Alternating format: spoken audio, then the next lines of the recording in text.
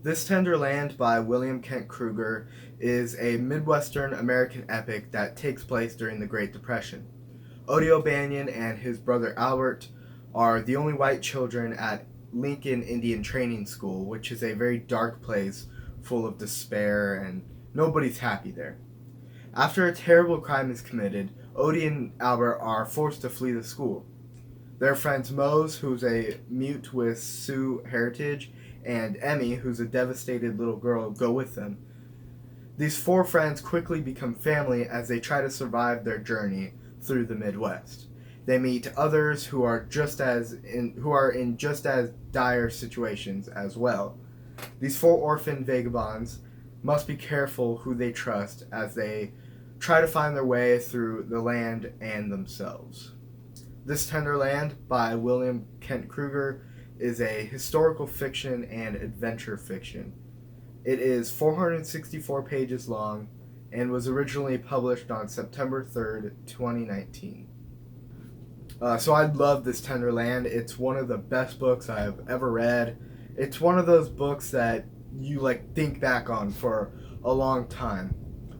Krueger's writing is refresh and enjoyable, but not too complex, and the whole book in general is refreshing. The book is wonderful, but it still needs to be reviewed from an objective point of view so that you can see if you'll like it.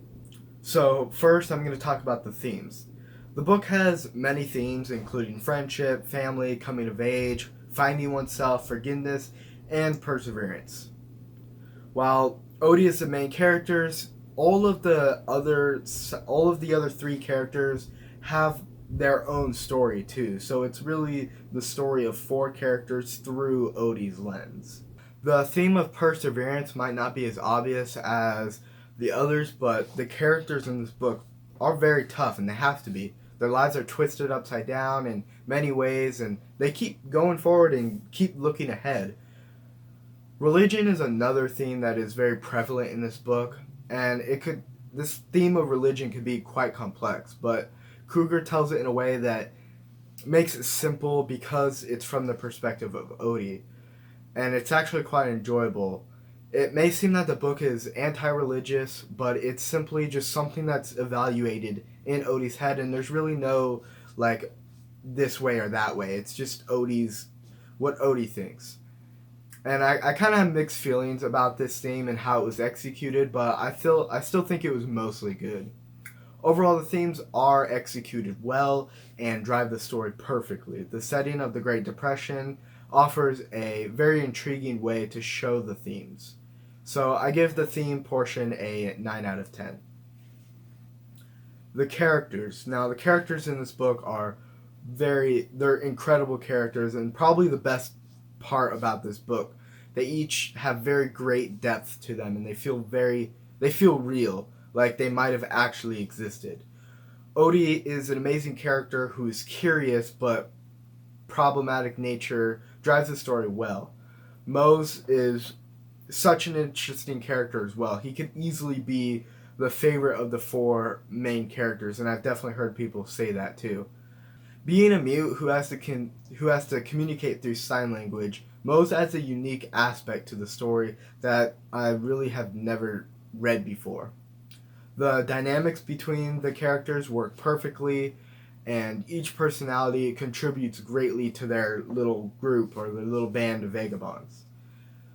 Sometimes in books, the main characters are great, but the side characters are just bland. They're just there, kind of. But this Tender Land is definitely not one of those books. Each side character seems like they could have their own book, while not getting in the way of the main story at the same time. Some are trustworthy, while others are not, but all of the characters are connected as complex humans, which is really nice. This makes them relatable to the reader, and that's something that's extremely important for an engaging story.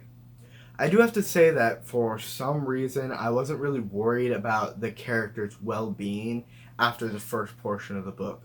So after the first portion of the book, I don't want to spoil anything, but after the first portion of this book, which takes place at the school, I wasn't really worried about the characters dying or anything like that. And this might not have anything to do with the writing or the book, and more just about how I look at stories.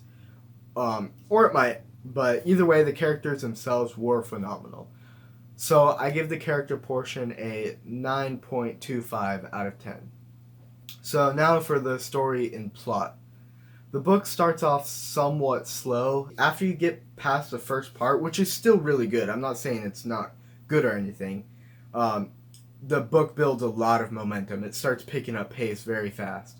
I think there's a good mix of story and plot, though some people might not agree. They might want more plot than story, but that's my opinion. There's still a lot going on with the plot. There's a lot of stuff happening. The characters are put into many tense situations that keep you turning the page. And I personally don't enjoy a book that is overwhelmingly plot driven, which is why I thought the balance in this book was perfect. I found the book to be quite entertaining, actually, without sacrificing the big picture story. There are some parts that are kind of slow, like I said, though I think that's necessary for the story. The story and plot make sense, and the connection of major plot points is satisfying, and it ended well, too. The only downside is that the story is not all that original. It's simply an Odyssey-style journey, and I think Krueger actually said that the story is like inspired by Huckleberry Finn, and I think it's okay. There's several nods towards Homer's Odyssey, and I actually kind of like that. The unique characters, they fully make up for the not so original idea of the book, and I wouldn't have it any other way, to be honest. I'm not saying I want it more original. I'm just reviewing the book. So yes, other people might want something more original. I think it was perfect, but still I give it an 8 out of 10, which is still pretty good. So now the writing portion. To be honest, there's really not much to say about the writing. It's easy to read, yet still artistic, still has artistic value to it. The flow is well done, and the voice is fairly interesting. The style is simple, but at the same time, it has beauty to it. It definitely feels like the characters are from that era. Like, it feels like Odie was living back then. So it makes sense. Some stories have really complex, dazzling writing, and it works good with them, but this book is written to the style that fits the story, and it works perfectly. And Krueger certainly knows how to write well with a perfect amount of clarity and interest. So I give the writing a solid 9 out of 10. 9 out of 10. So now for the format and cleanness.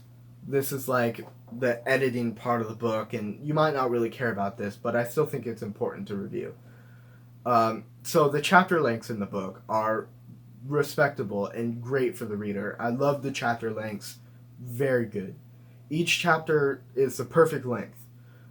And like I said, sometimes the pacing is a bit slow, but the book is divided into chapters and parts very well. The book is well edited with only a few errors here and there, most of which are like a missing space after a period. There are only about 3 or 4 errors total that I can remember, which is actually pretty small considered to some other books that I've read by much bigger authors. So overall, I give the format and cleanness a 9.25 out of 10. So the overall rating for This Tender Land by William Kent Krueger receives a 8.9 out of 10 or a 4.45 out of 5 stars. So this is a great book. I mean, I wouldn't say it's perfect. No book really is, but this is the best book I've read, best fiction story I've read, at least in a really long time. Now to talk about who will enjoy this book.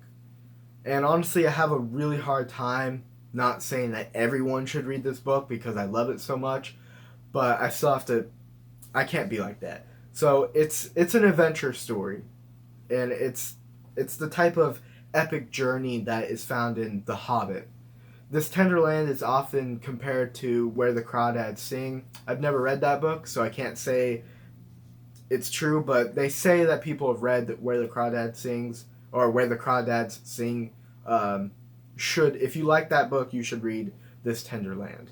This book is for anyone who likes character-driven, thematic, and dramatic stories. If you like historical fiction, especially American historical fiction, you will enjoy this book thoroughly, as the historical part is actually an important factor in the story.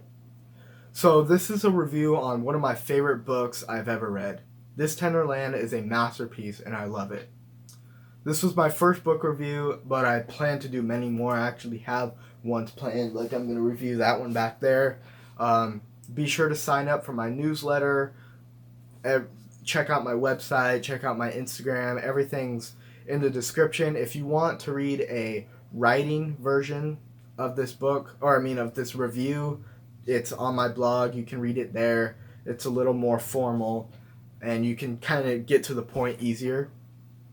And feel free to make comments and share your thoughts. Give me criticism on how I can make this review better. And check out the rest of my channel. And so yeah, thank you for watching. I hope you choose to read this book. It's really good. And I hope you join me back for the next review.